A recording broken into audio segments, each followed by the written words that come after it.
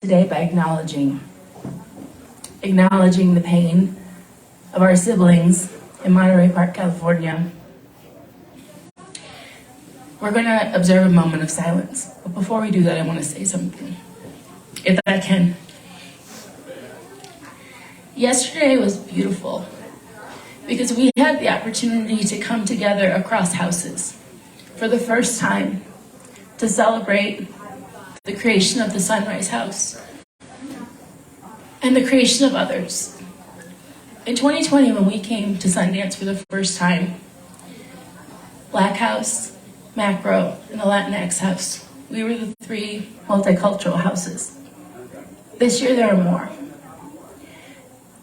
And over the past month, we've been planning this amazing celebration of the unity and coming together of our communities. And last night when we gathered, the love was so clear and so strong, and so was the message that we have to continue to gather and link arms and push forward together for ourselves and for each other. And as we observe this moment of silence, let us remember that just as we gather in celebration, and just as we support each other when there are losses, so too must we hold each other in moments of sorrow. And today we hold all of those in California who've been impacted by this tragedy, not to mention all of those who've been impacted by the gun violence that has afflicted far too many people across this country. Please join me as we observe a moment of silence.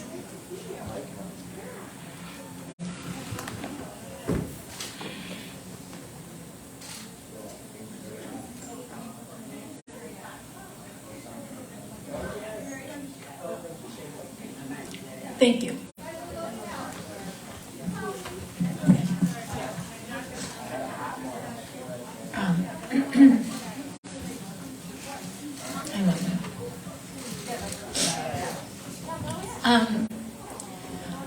Buenos días. My name is Olga Segura. I'm one of the co-founders of the Latinx House, along with my sister Monica Ramirez. We are excited to welcome day 3 and our last day at Sundance at the Latinx House. We have a powerhouse lineup for everyone today, where we'll have the chance to hear from some of the foremost activists in our country around issues that matter deeply to us all, including climate storytelling and environmental justice, and the 50th anniversary of Roe v. Wade and a woman's right to choose. And as has become a hallmark of our house here at Sundance, we'll cheer on Latinx artists, filmmakers, and creators whose films are featured at the 2023 Sundance Film Festival. This house, we made it with love for all of you. Thank you for our partners that believed in us when we pitched this idea. Now we have a house, and please try to join every single event. This cost us a lot of money, so please enjoy it. Eat all the food, please. Eat all the food, eat all the drinks, dance. There's really good music. There's an amazing party coming up tonight. So try to join. We're going to celebrate every single Latinx filmmaker, 24 movies. And this is going to be a really special day. So we're excited to kick this day with our sister. And I'm going to give it to you so you introduce our sister. All right, so we are kicking off today's conversations with a very important conversation about climate. And we can't imagine ever building this house or having this space without having Favianna Rodriguez in it with us. She is here from day one as we were dreaming and were able to bring the Latinx House to Sundance in 2020. So let me talk a little bit about what you're going to hear about in just a moment. So it's no surprise to anyone here that our climate is changing, and yet we can admit too that sometimes climate change is complicated and can often feel far away. Sometimes people feel it's removed from our lives. But sharing stories of climate change can not only help us draw on our common experience and core human values like health, wellness, and community, but at the same time, these stories can help inspire positive change and lead us towards community healing. We have a panel of experts with us here to tell us lots more. Thanks to the support of some of our many great supporters, including the Women's Foundation of California. There's Bia. Yes. The Hip Hop Caucus. Thank you. Good Energy. The Culture Change Fund. And the Center for Cultural Power. And I mean, let's be honest, Favianna Rodriguez really needs no introduction, but let me introduce properly. Favianna is an interdisciplinary artist, cultural strategist, and social justice activist based in Oakland, California. Her art and practices address migration, gender justice, climate change, racial equity, and sexual freedom. Favianna's practice includes public art, writing, cultural organizing, and power building. In addition to her expansive studio practice, she is the co-founder and president of the Center for Cultural Power, a national organization that empowers artists to disrupt the status quo and ignite change at the intersection of culture and social justice. Thank you so much, Favi, for being here, and she is going to introduce the esteemed panelists.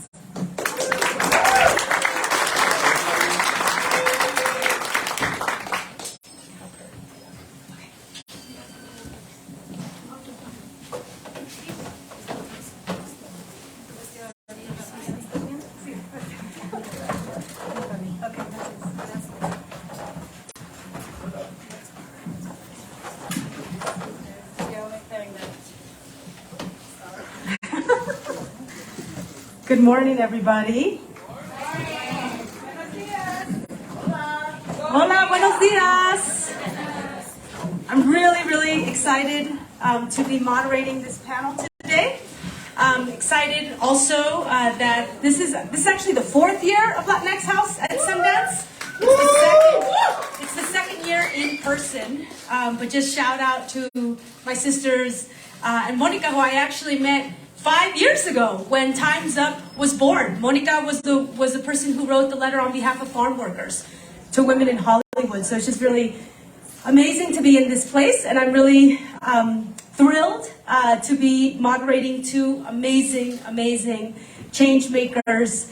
I'm going to introduce them in a second. Glorimar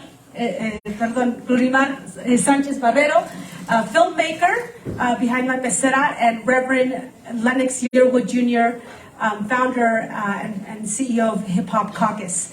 So before I read, I want to introduce them properly, but before I do that, I want to acknowledge that it's the same systems that restrict our bodily autonomy and restrict our right to abortion are the same systems funding fossil fuels in our communities and denying climate. And those are the same systems and people and organizations and financial interests who do not pass gun control. So we have to remember that our struggles are intersectional, and that many of us here, while we're fighting for Mother Earth, we're also fighting for our bodily autonomies, we're fighting for economic justice, and these things are all connected.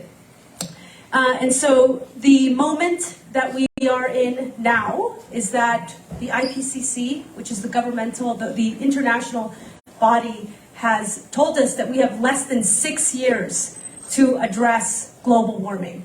And we already know that the climate crisis is here. In my home state of California, Northern California, what we have witnessed is the crumbling of our infrastructure. Our infrastructure cannot hold up to the climate crisis. And that this climate crisis is because of systems that started 500 years ago of colonization. It's part of a system that has violated certain kinds of bodies, human bodies, animal bodies, ocean bodies, forest bodies, for the benefit of a privileged few. So we cannot talk about climate crisis without talking about colonization, white supremacy, the extraction of labor and resources, and the extraction on our natural systems. And you know, as an artist, we all know, all the folks here are creative people. We know that we cannot address the climate crisis without first changing hearts and minds. We actually know social movement can survive without stories. And yet the dominant stories has been that bodies can be certain kinds of bodies, black bodies, indigenous bodies, Latinx bodies, can be violated, polluted, poisoned for oil extraction and for military intervention. And that is what a lot of us are fighting against. And so if we know that there's been one story, we call it the story of extractive capitalism, the story of colonization, that has allowed for our communities to be polluted, to be dump sites where our Mother Earth has been extracted from. We need other kinds of stories to offset that. And we need stories from the communities who are most affected. And that's what we're going to be talking about today, is what kind of climate stories we need. So with that, it is my honor and privilege to be introducing our panelists today. First, Glorimar Marrero Sánchez, a filmmaker and interdisciplinary artist from Puerto Rico, whose works have been screened all throughout Latin America, the United States, and Europe. Her first feature film is debuting at Sundance, La PECERA, The Fishbowl. Yes! Which made her a recipient of the Tribeca Films Institute Latin American Film Fund and won the Best Unpublished Screenplay Choral Award at the Havana Film Festival. Welcome, Glorimar. We're so excited to have you here. My good friend, Reverend Yearwood, who I actually met in 2021 at COP 26, and that's where all folks from all around the world come as the UN is designing climate policy. And I was just so impressed and so just moved by how Reverend Yearwood brought the struggles of the front lines to the international stage. And Reverend Yearwood is one of the most influential voices calling from a divestment from fossil fuels and petrochemical companies. After Hurricane Katrina in 2005, Reverend Yearwood established the award-winning Gulf Coast Renewal Campaign, where he led a coalition of national and grassroots organizations to respond to Katrina. And it's so fitting that tonight we have folks who are going to talk about Katrina and can also talk about what happened in Puerto Rico, because again, what's happening to our communities is an international problem. So let's go ahead and kick it off. We'll start with you, Glorimar. So this year is going to mark the 125th anniversary of the invasion of Puerto Rico. And why was it important for you to make this film in the age of climate catastrophe that has especially affected Puerto Rico? When I started to work on La Pecera, I wanted to work with sickness and colonialism. And you know, colonialism is attached to exploitation, and exploitation is attached to climate change. So it was very important for me to work with a female character that work as a metaphor of what is going on in the island of Vieques. It's a municipality island at the east of Puerto Rico, of the archipelago of Puerto Rico.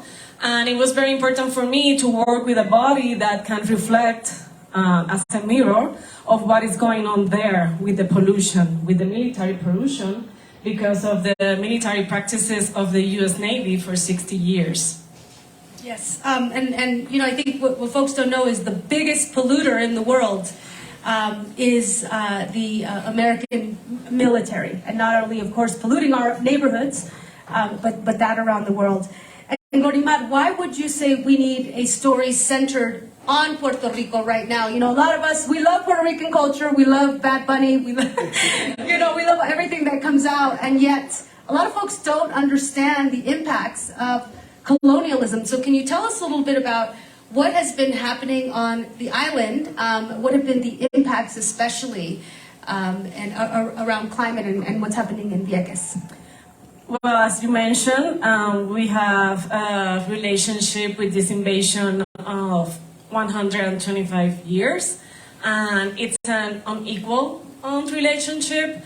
And right now we are confronting a catastrophe. As you know, we've been hit by many hurricanes that caused devastation in Puerto Rico. We recently, 5 years ago, we are still recovering from Maria.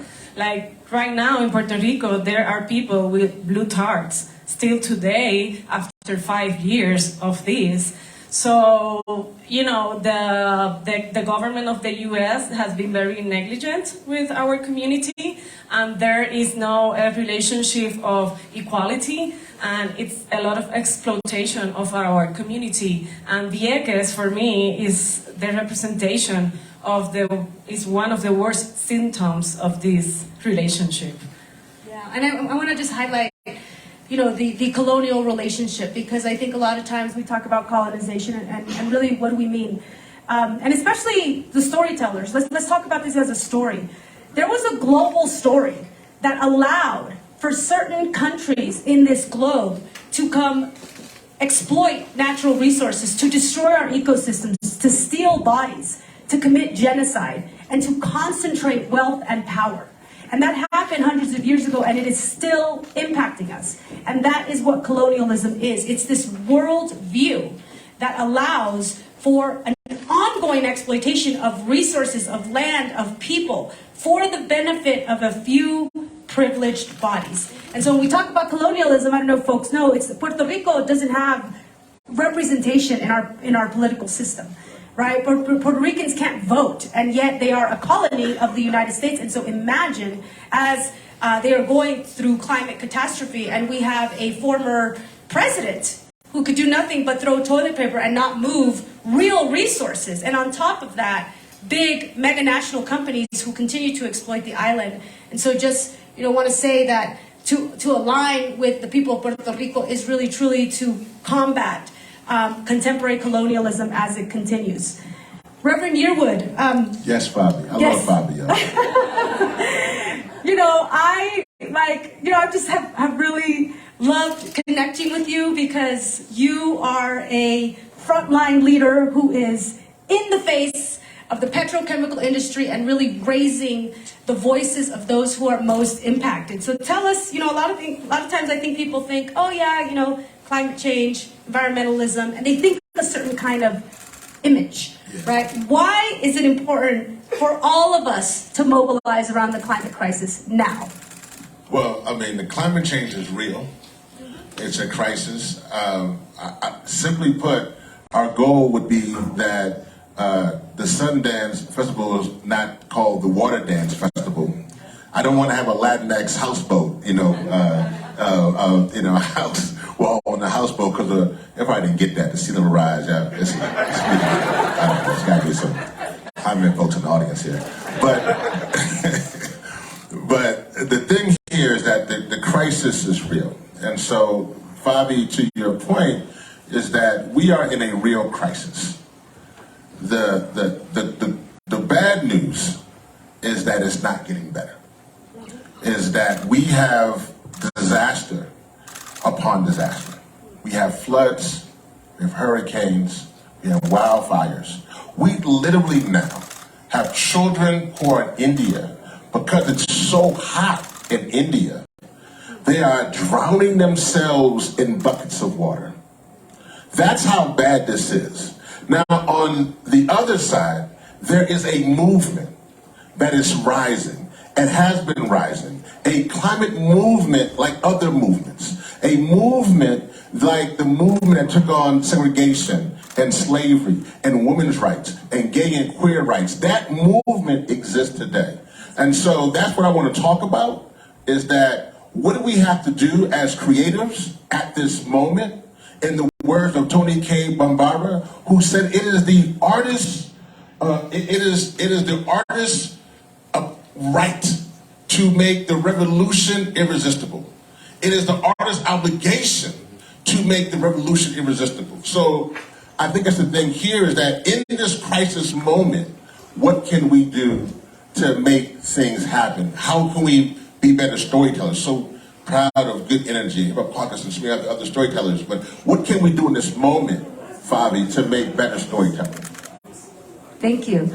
And then at Hip Hop Caucus, you know, y'all have recognized that culture is essential. I mean, we all the culture makers in this room, we know that culture is essential. But, you know, in our social movements, whether it's movements around supporting abortion, climate justice, racial justice, our infrastructures have not invested in artists and creatives as much as we need to. And we know that our opposition, the right wing, definitely invests in culture voices. This is part of the reason why we have some of these white men who are saying destructive things that have real impacts in our policy. So we can't underestimate that culture moves people. I mean, in the last administration, you had 45. The way he leveraged culture to bring back white nativism and the policies that we saw in just 4 years should be evidence that unless we invest in culture, we will not be able to win on policies. And Hip Hop Caucus has recognized that. So tell us a little bit about the work that y'all are doing to fight the petrochemical industry and also how culture is connected to that. Yeah, well, shout out to Hip Hop Caucus and groups like it because it's important for us to have Black, brown, indigenous, women of color, queer-led groups. That's so important in this movement. And I want to say this, Fabi. It's important, and this may be hard for some, in the climate movement has a culture. They always come to me and say, Rev, we want more culture. We want more culture. But the climate movement has a culture. And it's very distinctive. I mean, it's very, I say, it's very Birkenstock and, you know what I'm saying, you know. And then I like Birkenstocks. I never Birkenstocks. Just saying. We know what I'm talking about. But it's a culture within a culture. And when I say that we got to start there because we're in a real battle. And if we're going to win this fight, that means that we are going to have to break down the silos within our movement. We can't win this battle as a climate movement, as a segregated, siloed movement. And so what that brings to me with Hip Hop Caucus is that Hip Hop Caucus is an organization that is working on literally bringing communications and storytelling in a way that makes it fun for predominantly Black and brown communities, doing things through that lens, telling stories, using comedy. Ancient Heat was a documentary that we actually premiered here at Sundance back in 2020. It was a documentary that was done in Norfolk around comedy and climate, but more than that, around petrochemicals, which devastates my home state of Louisiana, causing mamas and babies to have cancer in Cancer Alley, and fighting against the petrochemical companies who want to transition from oil and gas to single-use plastics and other messes to keep us hooked on fossil fuels. But I say this today, I don't say nothing else. I'm reminded that while we're fighting for the environment, we have to create an environment. That's right. And so John Lewis, in his book, in his memoir, Walking with the Winds, a memoir for the movement, he talked about how he hated movies. He despised movies in that. And I was like, for me, as a creator, I read that, I said, how could John Lewis hate movies? How could that be? But he described it this way. He said, as a Black man, going to a theater forced Black people and brown people to go to the balcony or not have admission.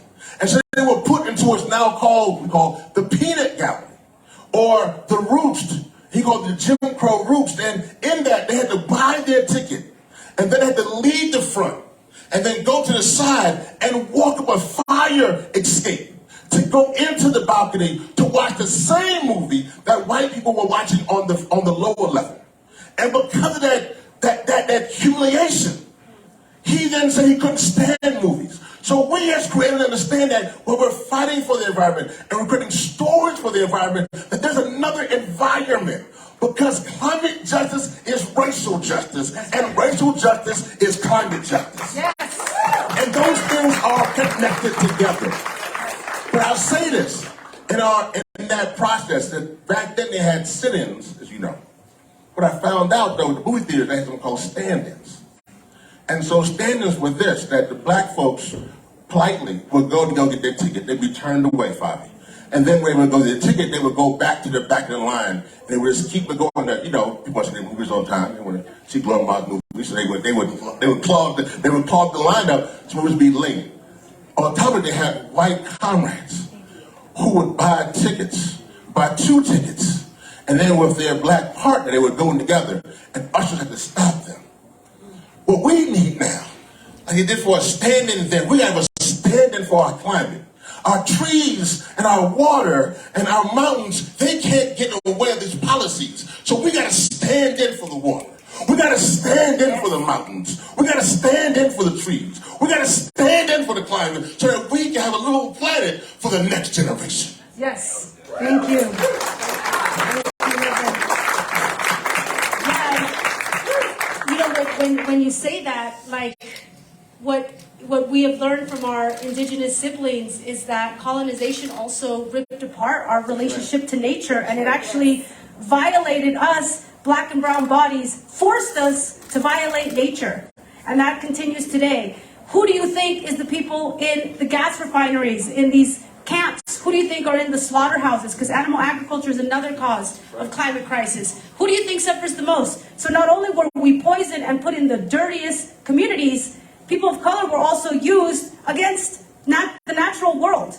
We have been the ones who have had to violate the natural world, and it's a real painful thing. You know, I grew up next to a freeway, and I still live in my community. My community lives 10 years less than the white community 2 miles up, because land zoning made it so that the trucks that move from the Oakland airport to the Port of Oakland emit so much fossil fuels, emissions, that we're sick.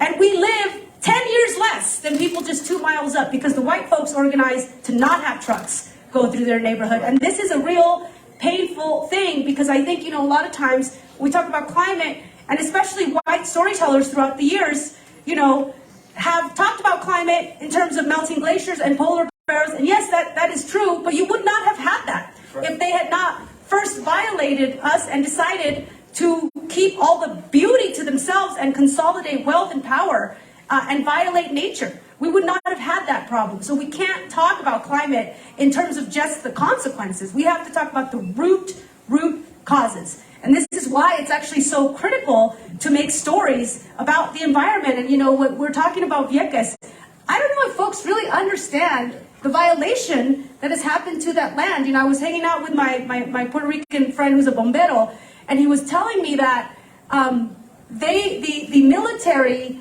would borrow the cows from local people to see how the gases that were offsetting from the military tests would affect those cows and poison them. So people were lied to. And so please tell us, can you tell us a little bit about when we're talking about Vieques, what happened there and why do we need to care? Yes, well, for 60 years, the U.S. Navy used 3/4 of the municipality island of Vieques as a military practice exercise, and they used active bombs. And they also had exercises with a big ship like these tanques de guerra, like not tanques. No, but the ones that it's like a big super ship, the biggest one for war, and they use it and bomb it there, and it's underwater. We have that material in our film because it's not only contaminated the water, it's also the soil, and they are doing a very light cleaning, which the Viequenses, people from Vieques is doing this with very, very light. And when they find these objects, because there are bombs there today, and they are doing open fire with it, so the air is also contaminated. And the Marina left after a civil movement on 2001.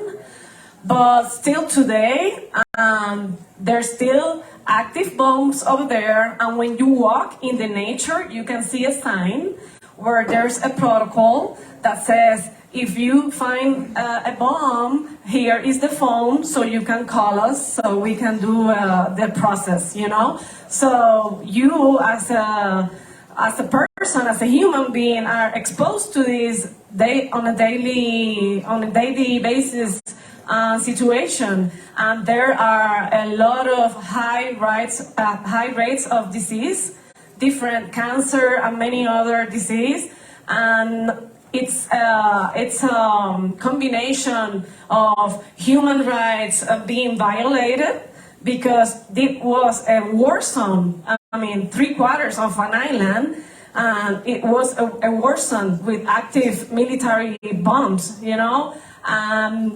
It was for 60 years. Can you imagine how many material is still there today? And there's not been a proper process to help the community of Vieques.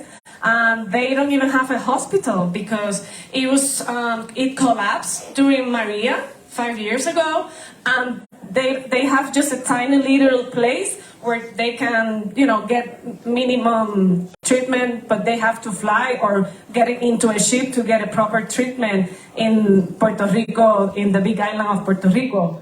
So it's very hard, and it's a lot of situation with, it's a public health situation that is affecting the whole community of the people of Vieques. And what's like astonishing yet not surprising is that there has not been a cleanup, that the military has not held itself responsible for a cleanup. And you know, when we think also of the impacts of the climate crisis, I think recognizing that throughout history and in its current moment, that our government has left Black and brown people behind. And so, Rev, can you talk to us a little bit about, you know, I heard that one of the reasons why you started going big on climate was because of your experience with Katrina, right? And we've seen over and over again, whether it's Harvey in Texas and now the floods in California, Maria in Puerto Rico, is that when climate catastrophe hits, our federal government and our systems are not equipped to care for us or to help us transition. And so, can you talk to us a little bit about what is it? How did Katrina inspire you, and how do you connect the dots? No, most definitely. So one thing I'll say that usually is one of the most prominent movies people think about with Katrina is obviously Al Gore's Inconvenient Truth. The one thing about that, though, is that while that documentary put forth that the inconvenient truth was the climate crisis, with Katrina, we also found out that the inconvenient truth was white supremacy. That's right. And so for me, I wasn't in New Orleans, I actually was in DC when Katrina hit, but it was something when particularly you are watching, and this is, I know this is triggering. I know for instance, one of our creative and celebrity outreach director is here, Dawn Richard, and she's from New Orleans, and I know she went through a process. So I'm mindful, and I'm sitting here with Glorimar, and I know when I say this, I know that these things for many communities you don't understand, but when you are left behind, particularly Black, brown, poor white people, indigenous people, when you are left behind in the richest country to die, and you are cut off, and you are in jails, and everybody leaves except for the people who are in those jails. When you're in the hospital, like Cherry Hospital, and you're left behind to die. And not only are you left behind to die, but then on the Crescent City connection over to Gretna, which is in Louisiana, they would block the bridge in that aspect. So I bring all this up so that for me, seeing that, and I actually was an officer at the time in the Air Force, and it's amazing too, because the minute you speak out, and you gotta speak out. I'm gonna say this, if you are a filmmaker or a creative, if you're on PR, you gotta speak out. And you may face repercussions. You may face some things coming back your way. You may get backlash. But you got to speak out, because the justice in the land and truth has got to rise to the top. It may cause you some harm. It may cause you some pain. It may cause you some awkward moments. But you have got to speak out, because when I was, at that time, an officer in the Air Force, and I began to speak out against the war in Iraq, kicking dots between the no war and no warming, and said that the bombs that were pushing off in Iraq, and we're not helping our people in New Orleans, I literally was charged as a threat to national security. I literally was charged as unbecoming an officer. But it didn't matter though, because what matters is that people and children in our communities, that they have a planet and they live. Now, I'm so grateful for our amazing lawyers who fought for me. I got through that with honorable discharge. But the whole point here is that New Orleans and Katrina, and not just that moment, but that moment showed us that those who are most impacted are black and brown and indigenous, the ones who are dying right now because of asthma and emphysema and cancer, the ones who are dying because of no water in Mississippi or bad water in Flint, those who are hurting in Oakland and the Bay because they say that Chevron is really Chevron. And we understand what's happening in Brazil or in Trinidad or South Africa, that they're killing black and brown and indigenous people. And right now, even this past week in Atlanta, young Tort, who was killed fighting to stop Cop City from building in a forest in Atlanta, that we understand that we had to rise up. And how ironic it is that black and brown and indigenous folk, the ones who've been most persecuted, the ones who've gone through most damage, who've gone through most pains, are now the ones who are being called upon to save this planet. And save this planet we will. Yes, yes. Thank you. Thank you. And I love that you say that, because when we were at COP, right? COP, which is the UN climate conference this year, last year, 2022, was in Egypt. The year before that, I was so amazed and moved to see indigenous people from the Amazon, indigenous leaders like Vanessa Nakate from Ghana, right? Young leaders, young girls, and women especially, stand up to world government leaders and say, F your degree, I'm speaking on behalf of the forest. F your degree, I don't know what y'all are doing here, but I'm speaking for the next 7 generations, and you adults, you all ain't doing shit. You guys need to move on solutions now. So it is young girls from throughout the world, black, brown, indigenous communities, who are rising up at the international stage to say, no more CO2 colonization, no more fossil fuels. We demand a moratorium. In fact, Vanessa Nakate, who is actually the young Ghana girl who was, I don't know if y'all remember the story of a reporter who took a photo of Greta Thunberg. Greta Thunberg was with Vanessa Nakate, and they cut her out of the photo.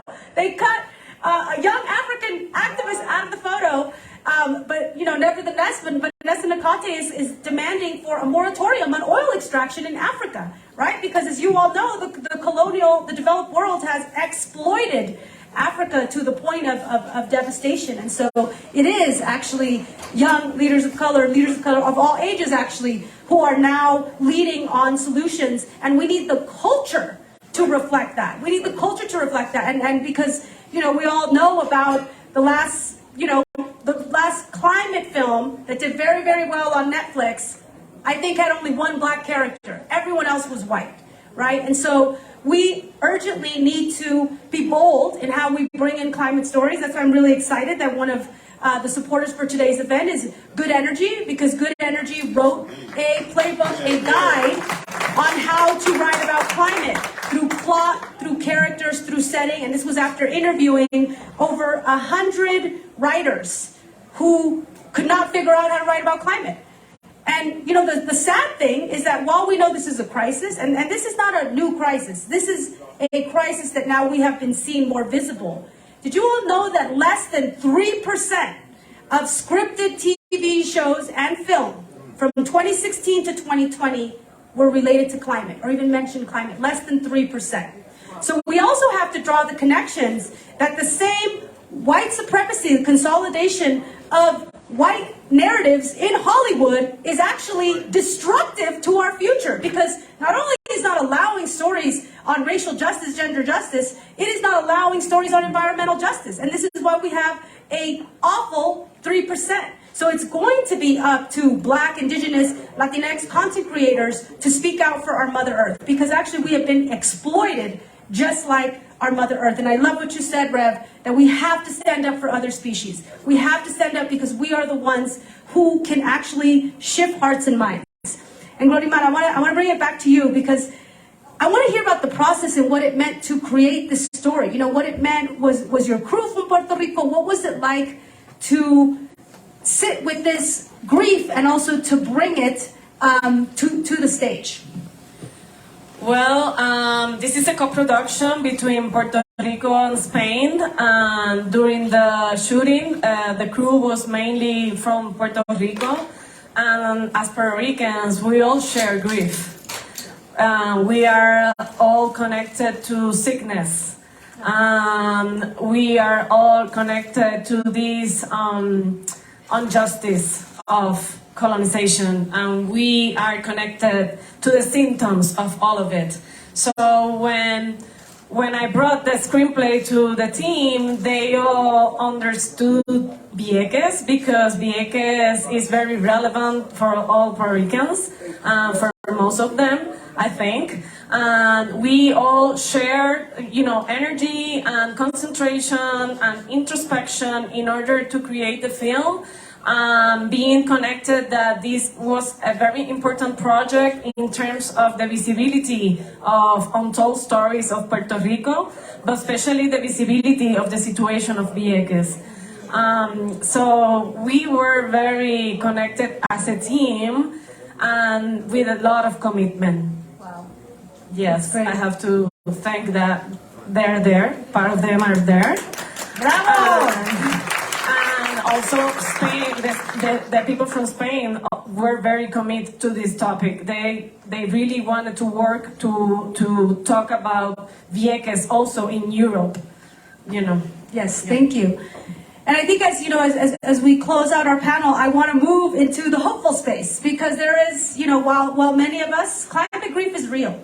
I mean, what we are sitting with, the reality, and especially those of us who are involved at the international level, and we understand that we really do not have a lot of time. And actually, the impacts of climate devastation become harsher and harsher each year, and the collapse of our infrastructure become harsher. You know, in California, where the floods are happening, we know, you know, why we're having flooding, you know, why we're having this is because there was an ideology that said, we're going to dominate nature.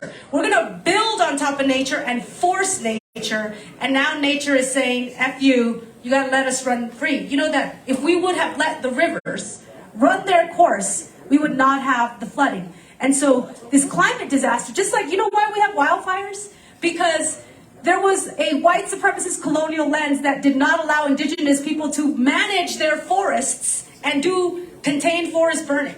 Right? And on top of that, we had invasive species. On top of that, we have drought. Why? Because of the refunneling of water towards the agricultural industry, the domination of water. We cannot dominate nature. We have to partner with nature. And that is, you know, we talk about culture change, that is culture change. You can't drill into our Mother Earth and violate her and violate her sacred juices that belong in the ground. Those things belong in the ground, as we learned from Standing Rock, right? Keep it in the ground. Oil belongs in the ground. We have the power of solar.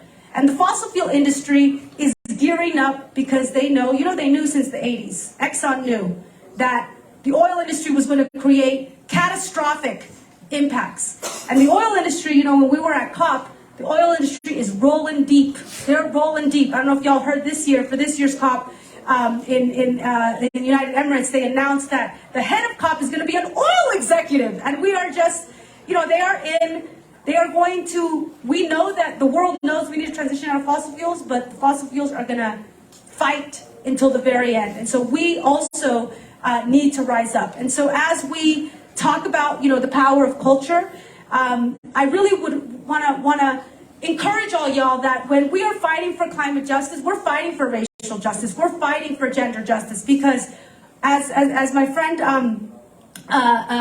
Carrie, oh, I forgot, the actress from Reservation Dogs and who was just on the film Fancy Dance, indigenous elder woman, I can't remember her name, but when we were in the UN, she said, we are not protecting nature. We are nature defending itself. So we have to remember we are connected to nature. We cannot survive without nature, and we have to defend nature because we have to protect ourselves. And as we protect ourselves, we protect the trees, the forests, the oceans, the waterways, and the creatures.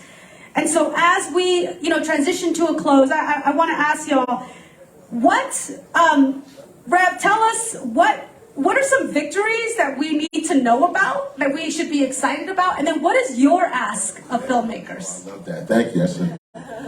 So, first, we've had some victories.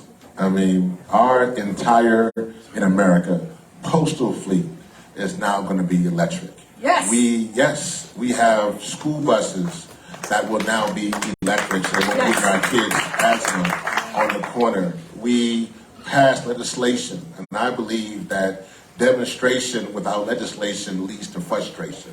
So we passed policy, knowing that, how policy is. We passed the Inflation Reduction Act, and we stopped the permitting, this bypass to create new pipelines, and we passed the CHIPS, which means that we got to build semiconductors. So if there's anybody here who's like, either this is not about Republican and Democrat, it's about humanity.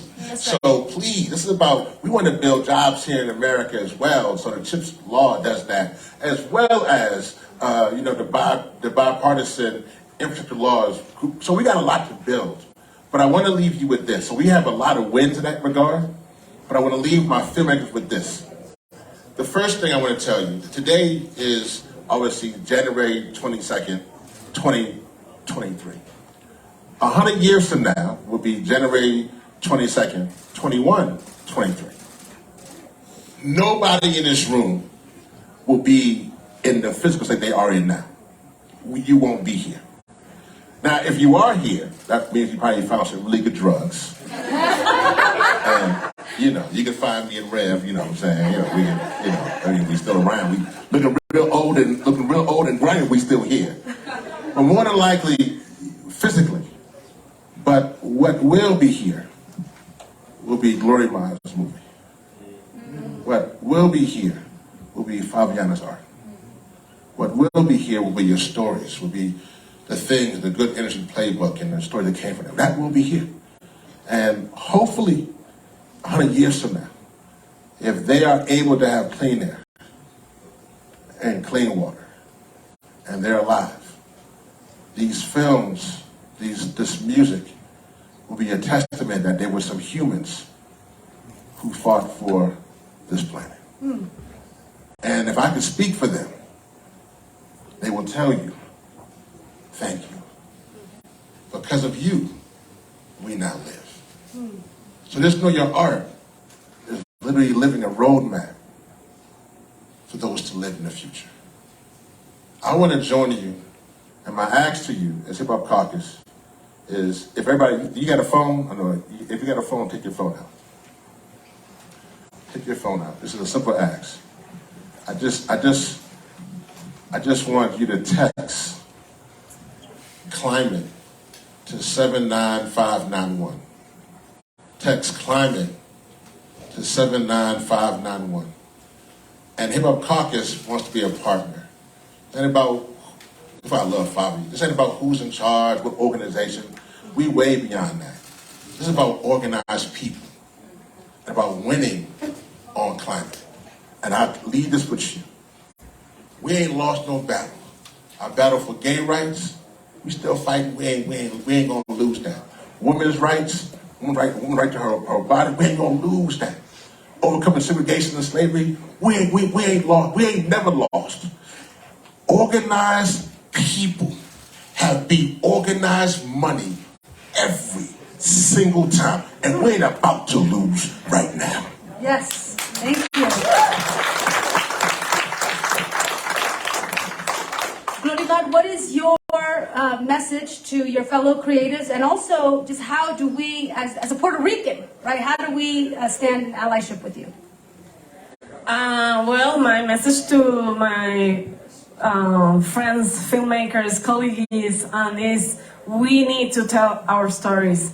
visibility is important and representation matters. We are on this together. So yes, we need to tell our stories. Sometimes it's hard. Being an independent filmmaker from Puerto Rico, it's a tough one. It's really hard to do independent cinema in our archipelago, but we are on this together. And there's a lot of filmmakers out there and community. We are on this together, and we have to look for those resources that can allow us to create our films and to be able to represent our untold stories, because these are our voices, and we have to keep working. Sometimes it's hard, but we have to keep doing it. We can't stop. Thank you. Thank you, Glorimar.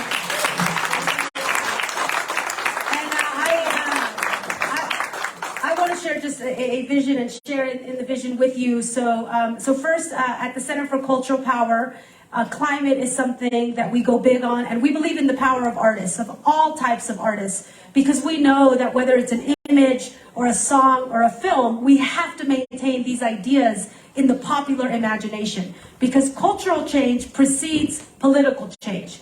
We cannot win on policy until people believe that it's possible, until people are subscribed to the possibility and people know the solutions. And we have the solutions. The solution is clean energy, sun energy, wind energy.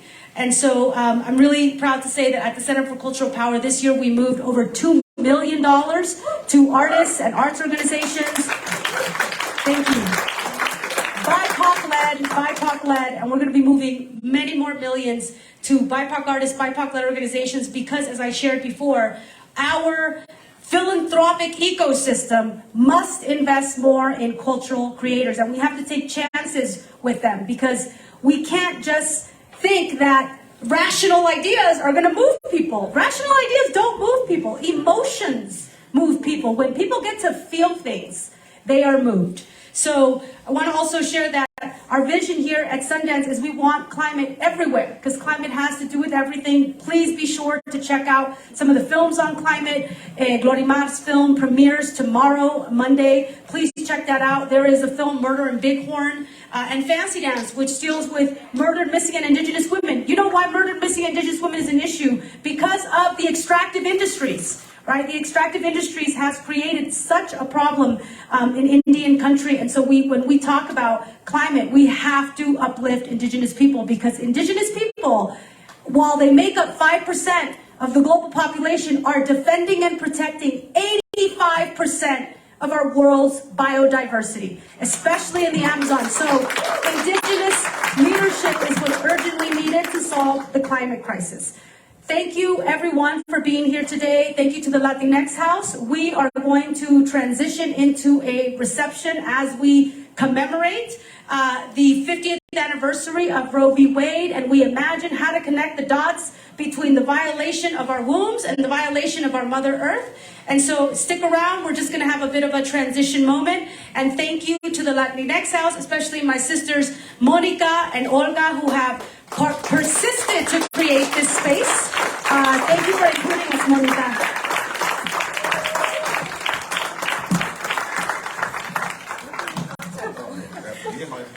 Yes, I have. Thank you, Favi. Thank you, Rev Yearwood. Thank you, Glorimar. I think all of us here have learned so much today. We appreciate the inspiration, the education, the challenge, the call to actions. You've all heard here today what we need to do, and we have to take action right now, and we are going to follow your lead. So thank you. Thank you.